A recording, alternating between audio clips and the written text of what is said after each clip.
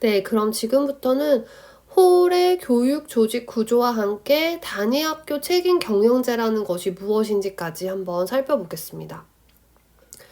이 홀은 학교 조직 구조를 유형화할 때 전문적인 패턴과 그리고 관료적인 패턴이 높고 낮으냐에 따라서 이제 학교 조직 구조를 네 가지로 나눴어요. 혼동형, 권위주의형, 배버형, 전문형 이렇게 네 가지로 나눴어요.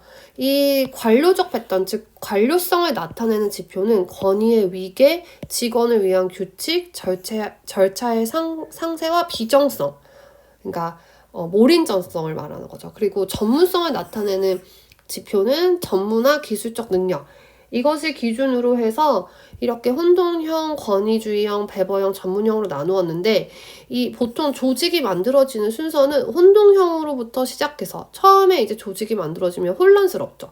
거기서 이제 뭔가 체계를 잡아 나가기 위해서 위계를 사용하고 권위를 사용하는 권위주의형으로 갔다가 배버형으로 갔다가 이제 전문화형으로 간다는 거예요. 그럼 이 학교 조직의 네 가지 유형을 한번 살펴보도록 하겠습니다. 네, 이 혼돈형 구조는 전문화, 관료화가 모두 낮아서 혼란과 갈등이 일상의 조직 운영에 나타납니다.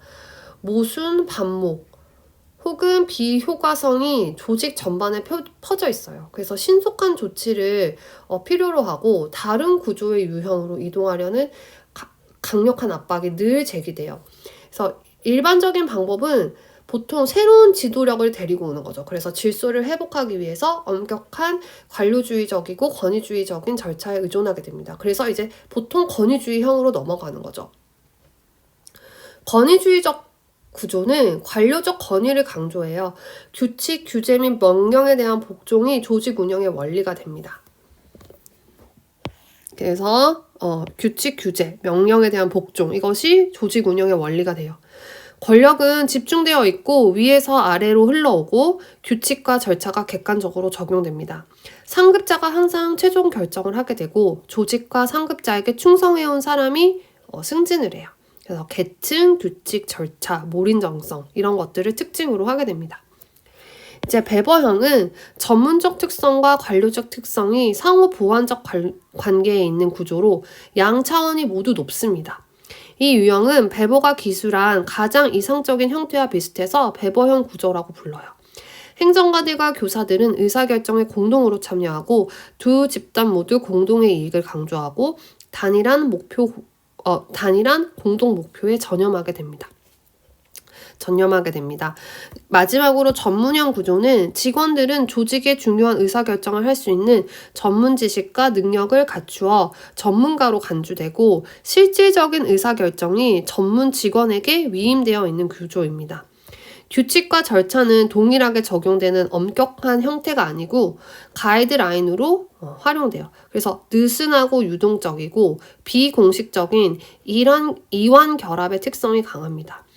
교사는 조직의 의사결정 과정에 상당한 영향력을 행사하게 됩니다. 그래서 이것과 함께 이제 단위 학교 책임 경영제를 살펴볼 텐데 교사에게 힘을 부여할 필요성을 주장하는 교육개혁의 흐름은 앞으로 배버형이나 전문형 구조로의 변화를 강력히 요구하는 추세입니다. 최근 들어서 강조되고 있는 단위학교 책임 경영제나 분권화 및 학교 전반의 재구조화 요구가 그런 증거가 되겠어요. 그래서 지금 이제 배버형, 전문형 이런 쪽으로 가고 있는 추세인데 이 단위학교 책임 경영제도 그러한 흐름 속에 있다라는 것입니다. 이 단위학교 책임 경영제는 학교의 운영을 단위학교가 위임하는 거예요. 중앙정부가 하는 것이 아니라. 그래서 학교가 자율적으로 학교를 운영할 수 있게 한 제도입니다. 상급 교육행정기관이 가지고 있던 교육과정 운영이나 인사, 그 다음에 재정의 권한을 단위학교의 운영 주체인 교장, 교사, 학부모, 지역 인사에게 위임해서 학교를 자율적으로 경영하고 그 결과를 책임지게 하는 제도예요. 그래서 단위학교의 자율성과 책무성을 강조한 정책입니다. 네, 이러한 단위학교 책임 경영제는 의사결정의 책임 소재가 변화했다는 것과 의사결정 집단 구성원이 변화했다는 것에서 큰 의미가 있습니다. 이것은 구체적으로 말해보자면 일선 학교에 대한 위계적이었고 관료적이었던 통제를 없애고 단위학교 운영에서 교사들의 권한을 강화시키고 학생과 학부모의 참여를 존중하려는 제도라고 볼 수 있습니다.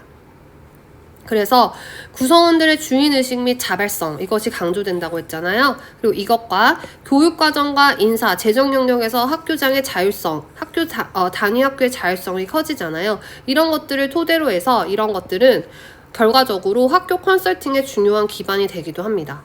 앞서도 말했듯이 학습 조직이라는 문화도 학교 컨설팅을 하는 데 있어서 중요한 기반이 되었다고 했는데, 이런 단위 학교 책임 경영제도 학교 컨설팅의 중요한 기반이 됩니다. 이 학교 컨설팅에 대해서는 뒤에 장학 파트에서 조금 더 자세히 다뤄보도록 하겠습니다. 그러면 이 단위 학교 책임 경영제의 조금 더 구체적인 특징들을 4가지로 한번 살펴보도록 하겠습니다. 먼저 이 단위 학교 책임 경영제가 시작되면서 학교의 학교 운영회가 설치되었습니다. 단위 학교를 자율적으로 운영할 수 있도록 학부모, 교사, 학생, 지역사회 인사가 공동으로 참여하는 이 학교 운영회를 모든 학교에 설치하고 운영하고 있습니다. 두 번째로 초빙 교장제라는 것을 도입하였습니다. 학교운영위원회의 심의를 거쳐서 교장을 초빙할 수 있도록 했는데요. 이는 학교 실정에 맞는 교육을 운영할 수 있다는 장점이 있습니다. 그리고 도급 경비제가 실시되었습니다. 학교의 필요에 따라 용도를 변경해서 사용할 수 있도록 그 예산을 총액으로 지급하는 것이 도급 경비제입니다. 그래서 이는 무엇을 의미하냐면 그 단위 학교장의 예산 재량권을 확대시킨 것입니다. 그러니까 재정에 있어서 자율성이 좀 더 커졌다고 볼 수 있겠죠. 그리고 학교 회계라는 것을 도입했는데, 분리되어 있던 교육비와 특별 회계로부터의 전입금, 학교 운영 지원비, 그리고 국가 또는 지방자치단체의 보조금, 지원금, 이런 것들이 모두 분리되어 있었는데, 이거를 하나로 통합한 학교 회계를 도입해서 예산을 효율적으로 운영할 수 있도록 하였습니다.